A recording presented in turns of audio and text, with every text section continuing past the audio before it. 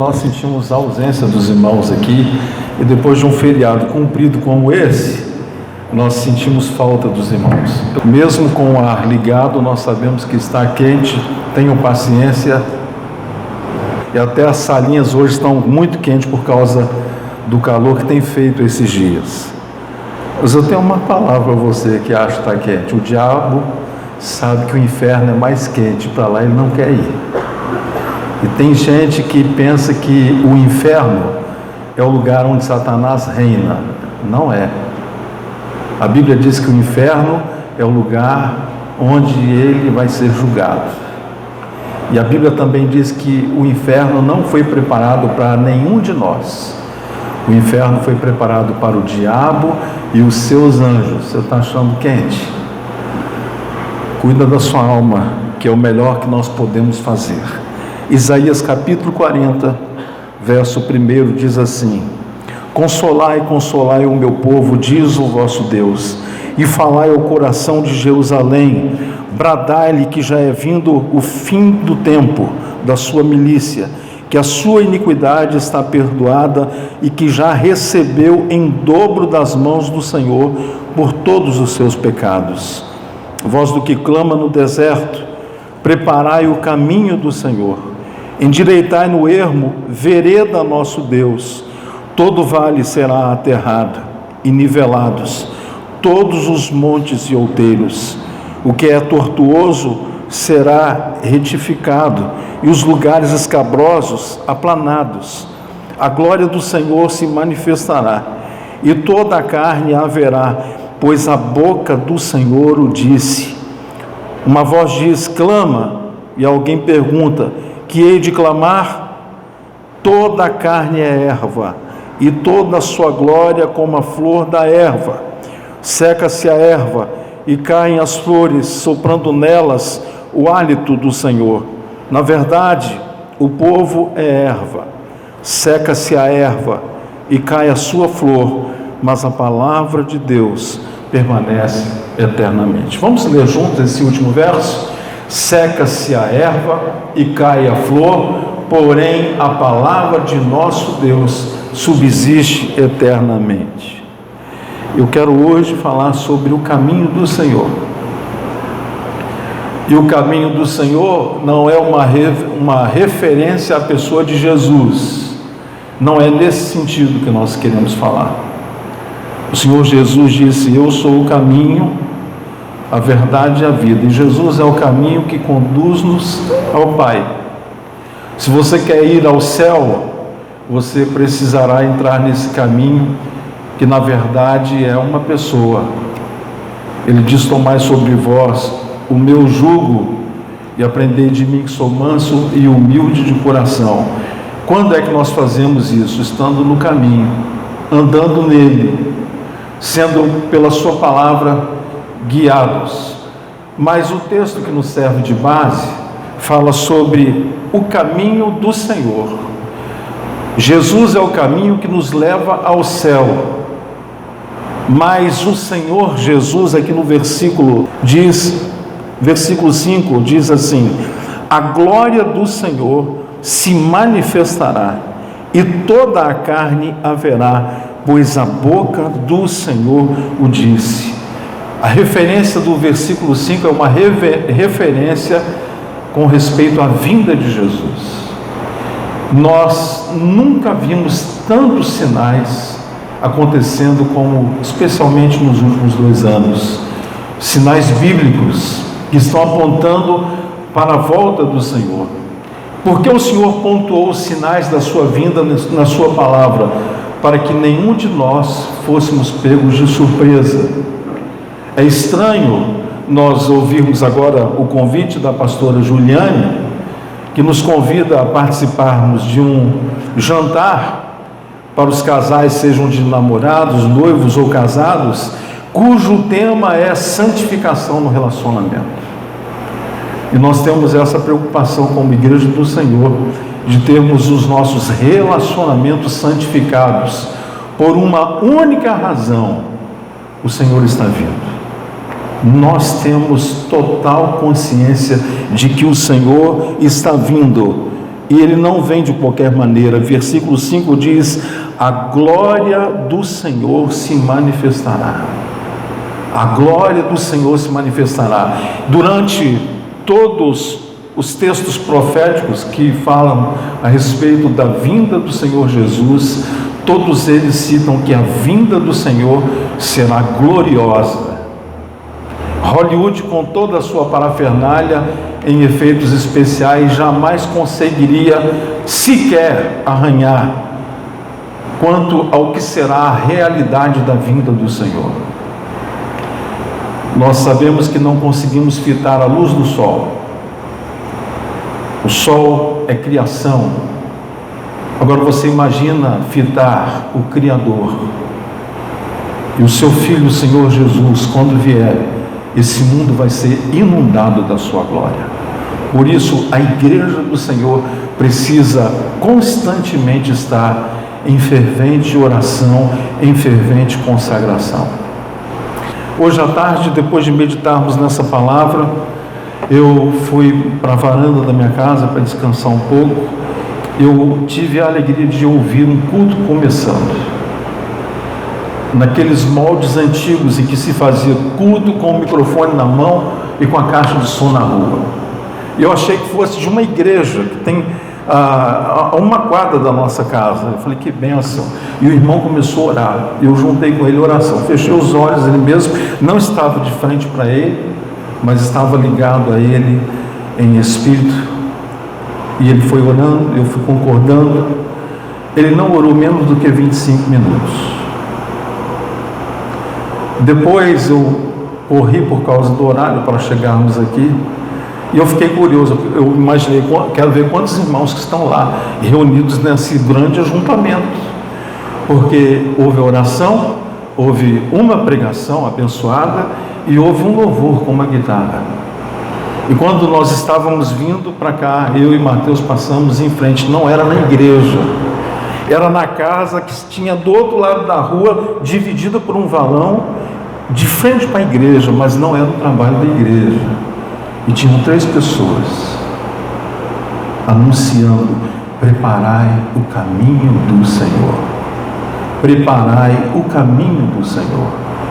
E eu quero falar hoje sobre esse caminho. Não é o caminho para mim, é o caminho para o Senhor vir. Você sabe que no Oriente havia uma tradição. Todo rei, quando ia visitar outro reino ou uma outra terra, por ele desconhecida, os seus soldados iam à frente, os seus servos iam à frente. E o que eles faziam era preparar o caminho do Senhor. Então, por onde a carruagem real e a cavalaria real fosse passar, aqueles servos que iam à frente, eles iam preparando. Se tivesse mato, cortava o mato. Se tivesse buraco, fechava os buracos. Se tivesse ondulações na estrada, eles faziam com que aquelas ondulações cessassem, para que a comitiva real e o rei pudesse chegar ao seu destino sem maiores problemas. O texto que nos serve de base diz: eu e você precisamos preparar o caminho para o rei. E que caminho é esse?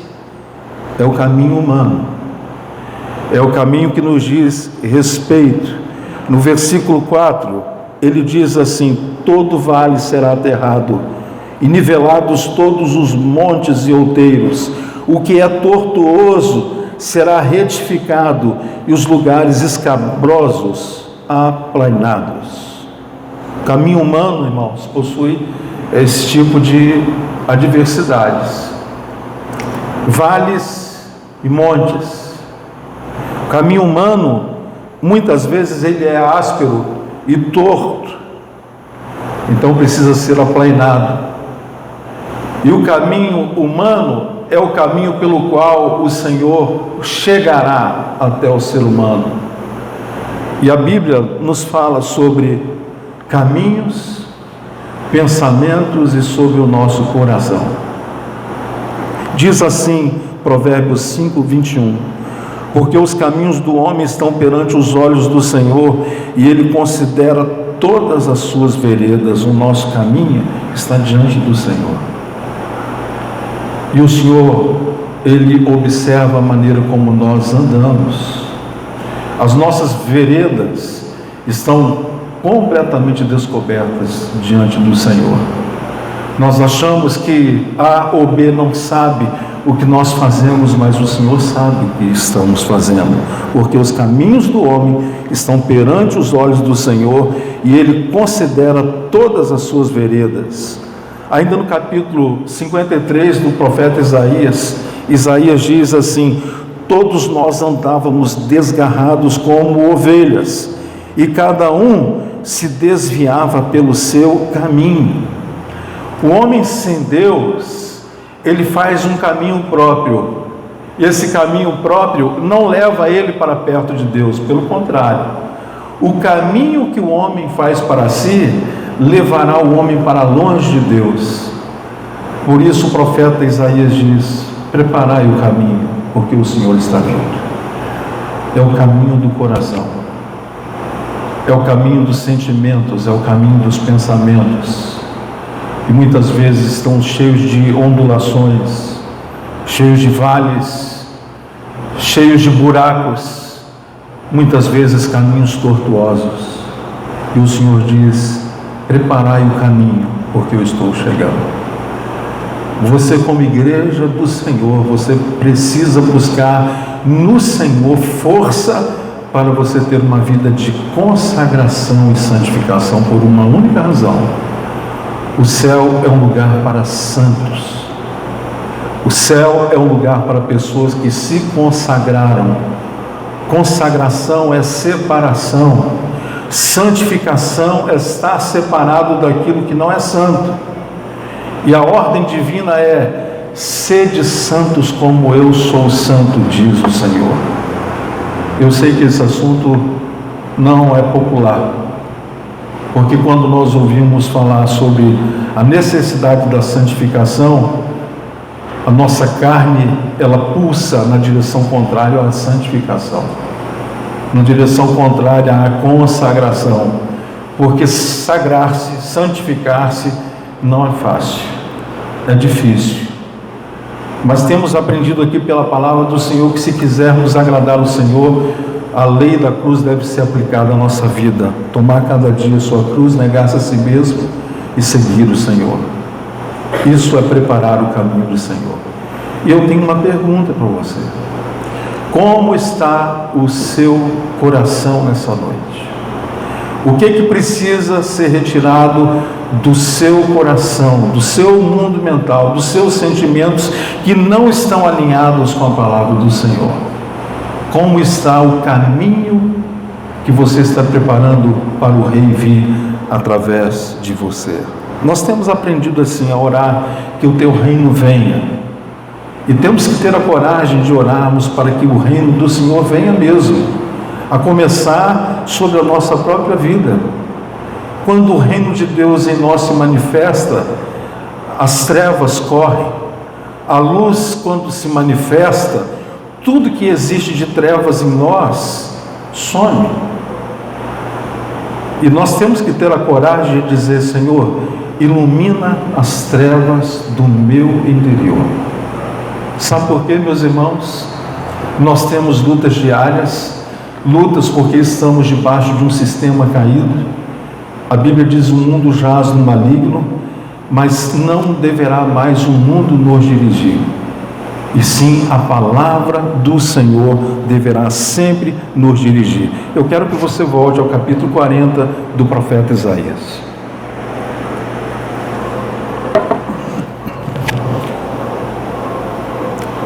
A palavra de Deus para nós hoje é o que nós estamos dizendo. Verso 1 diz: consolai, consolai o meu povo, diz o vosso Deus. Falai ao coração de Jerusalém. Falai ao coração de Jerusalém. O Senhor hoje está falando ao seu coração. E a fala é uma fala de conserto, mas ao mesmo tempo é uma fala de consolo. Meus irmãos, entramos hoje, agora há pouco, a equipe de louvor aqui, viemos ensaiar. Eu estava falando com o Davi sobre o anseio que nós temos da vinda do Senhor. Se o Senhor puder voltar quanto mais rápido para nós, melhor. Quando você vê uma guerra como essa explodindo, nós queremos que o príncipe da paz se manifeste rápido, urgente. Quando você olha o que está acontecendo em Israel, os rabinos em Israel, que observam os tempos e as estações, eles estão dizendo que o Messias já está no mundo, que o Messias em breve se manifestará. Mas nós entendemos pela palavra e por aquilo que nós temos estudado, que o Messias que Israel diz que já se encontra no mundo e que estão de braços abertos a abraçá-lo, não é o Senhor Jesus, e sim o anticristo. O mundo jaz no maligno.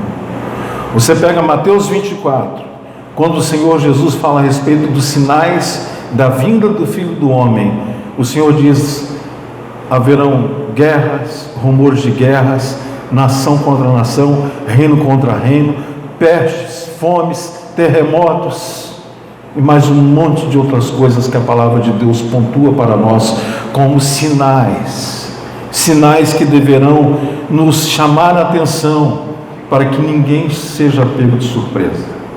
O homem de Deus, a mulher de Deus, não poderá na vinda do Senhor ser pego de surpresa. Você está de fato preparando o caminho do Senhor para Ele vir e tomar você para Ele?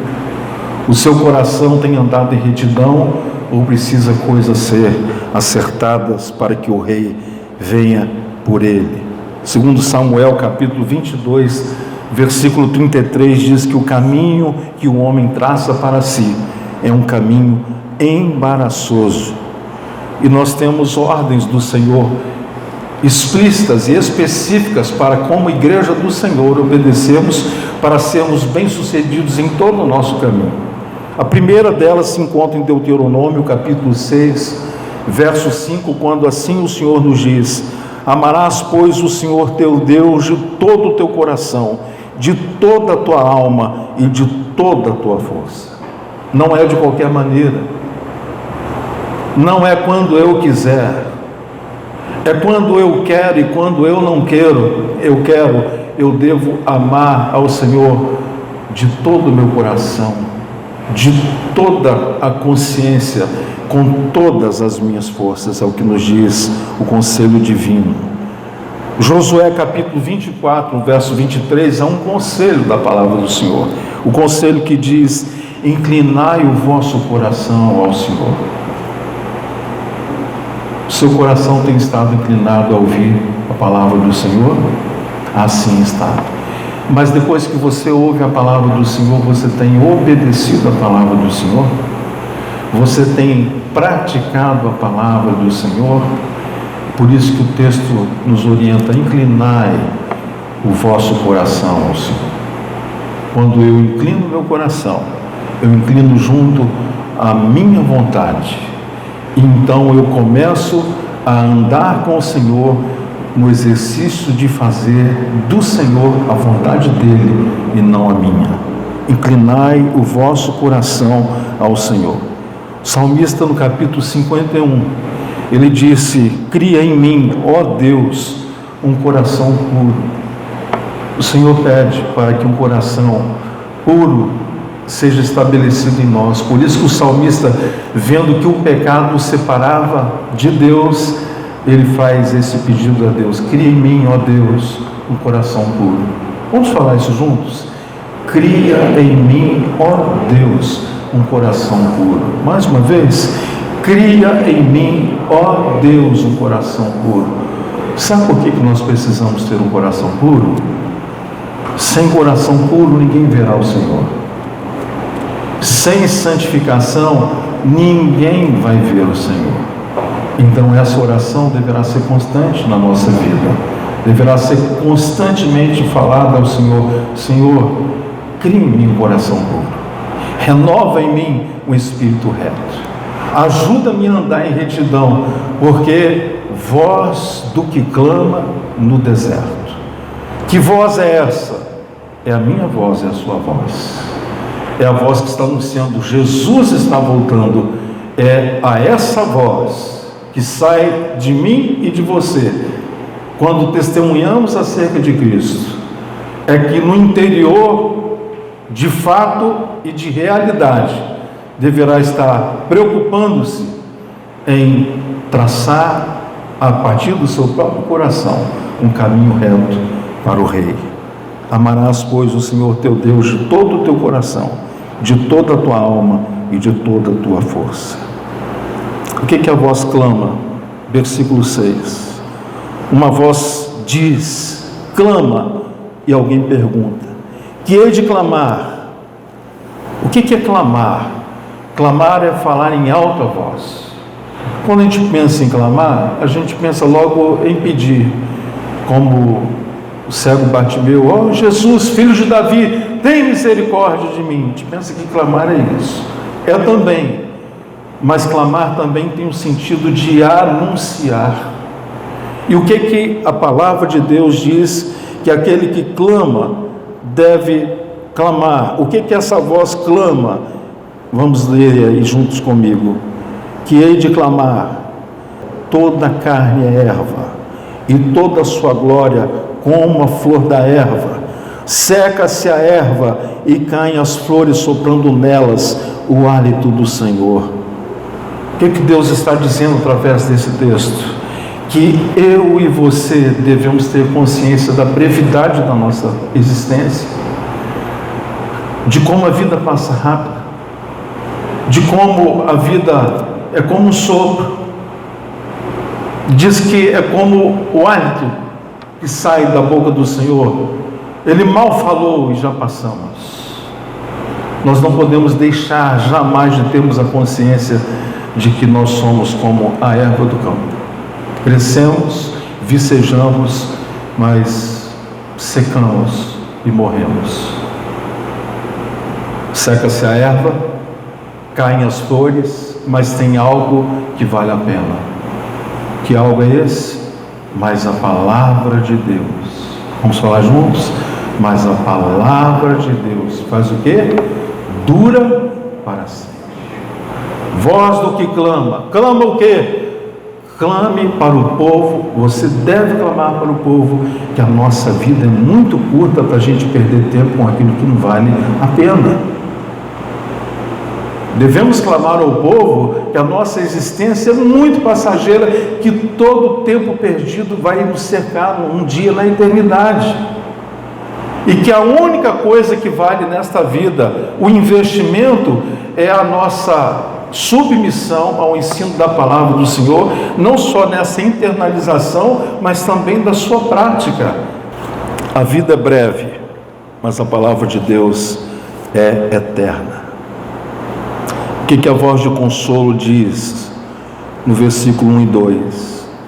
Consolai, consolai o meu povo, diz o vosso Deus. Qual é o consolo? Versículo 2: falai ao coração de Jerusalém, bradai-lhe que já é findo o tempo da sua milícia, que a sua iniquidade está perdoada e que já recebeu em dobro das mãos do Senhor por todos os seus pecados. O que o Senhor está nos dizendo? Nossos pecados foram perdoados. A palavra do Senhor está nos dizendo, versículo 2, que o tempo já é fim. Nós estamos no fim de todas as coisas, por isso nós devemos ter o nosso coração preparado e que o nosso trabalho em breve se encerrará. Em breve, toda a nossa luta, todos os nossos desgostos, todas as nossas angústias passarão. Em breve. Você está envolvido em meio a um grande problema, você acha que para você não tem mais solução? Tem sim. Para quem tem o Senhor, ainda tem solução. Só não tem solução para o homem perdido. Não é porque para ele não tem jeito, é porque ele recusa o jeito. Ele recusa o amor de Deus. Consolai, consolai meu povo. Deus quer que você abra a sua boca e anuncie que Jesus está voltando, e anuncie que aqueles que têm andado em pecado, sejam irmãos ou não, precisam abandonar os seus pecados, consertarem-se com o Senhor, e depois disso terão seus pecados perdoados. E quem tem uma vida de pecados perdoadas, a vida fica mais leve, e você passa a ter a convicção de que, se morrer, você está no céu. E a pergunta que eu faço para você no encerramento dessa mensagem: se você morrer hoje, você tem certeza da sua salvação? Você tem certeza que os anjos do Senhor descerão para buscar você e levar ao trono da graça? Ou vai acontecer outra coisa? Que o ensino da palavra do Senhor prepare o nosso coração, derrubando pensamentos altivos e orgulhosos. Preparai o caminho do Senhor. Eu quero orar com você. Feche os teus olhos. Coloque diante do Senhor a sua vida. O seu coração é o caminho pelo qual Ele vai passar. Senhor nosso Deus, eterno Pai, nós clamamos a Ti por Tua misericórdia, pelo Teu perdão. Perdoa-nos quando o Senhor fala conosco e fingimos que não escutamos. Perdoa-nos quando o Senhor fala conosco e insistimos em desobedecê-lo. Pai, queremos a partir de hoje sermos o arauto do Senhor, aquele que anuncia que o Rei está vindo, aquele também cuja vida está andando em retidão, aplainando o caminho do Senhor. Nós damos ao Senhor nesta noite, no exercício da nossa vontade, o nosso coração. Pai, vê se há em nós algum caminho que não é reto, alguma vereda que precisa ser endireitada, e guia-nos ao caminho eterno, Senhor.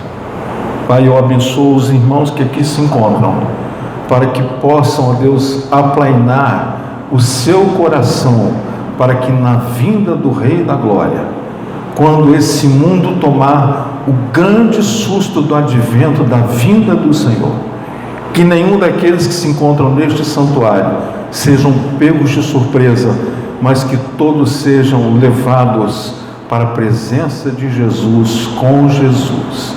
Assim eu oro abençoando os meus irmãos, no nome de Jesus. Amém e amém. Preparai o caminho do Senhor.